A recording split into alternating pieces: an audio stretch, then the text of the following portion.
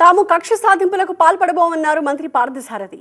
YCP కార్యకర్తలే తమ వాళ్లపై దాడులకు పాల్పడ్డారన్నారు. గతంలో టీడీపీ జనసేన కార్యకర్తలపై అక్రమ కేసులు పెట్టారని, కేసుల విషయంలో చంద్రబాబు నిర్ణయం తీసుకుంటారని అన్నారు.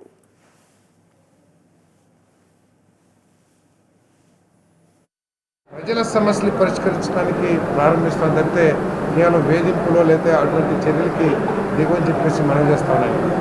కేవలం ప్రతిపక్షం ప్రజల దృష్టిని మరల్చేందుకు తెలుగుదేశం పార్టీ నాయకులు కార్యకర్తలు, జనసేన పార్టీ నాయకులు కార్యకర్తలు దౌర్జన్యాలు చేస్తున్నారని చెప్పేసి వాళ్ళు ప్రజల దృష్టిని మరల్చడానికి ప్రయత్నం చేస్తున్నది వైఎస్ఆర్ కాంగ్రెస్ పార్టీ కార్యకర్తలు నాయకులు అని చెప్పేసి మనం చేస్తాం.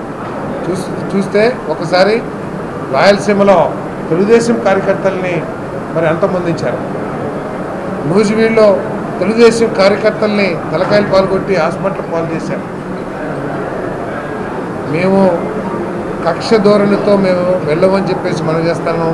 దీన్ని ఎంతో బాధ్యతగా తీసుకుని ప్రజల సమస్యలు పరిష్కరించడానికి మా ఎమ్మెల్యేలందరి సహకారంతో వారి నియోజకవర్గాలను ఎంపీ గారి సహకారంతో వారి నియోజకవర్గాల్ని అభివృద్ధి చేస్తానికి కృషి చేస్తామని చెప్పేసి మనం చేస్తూ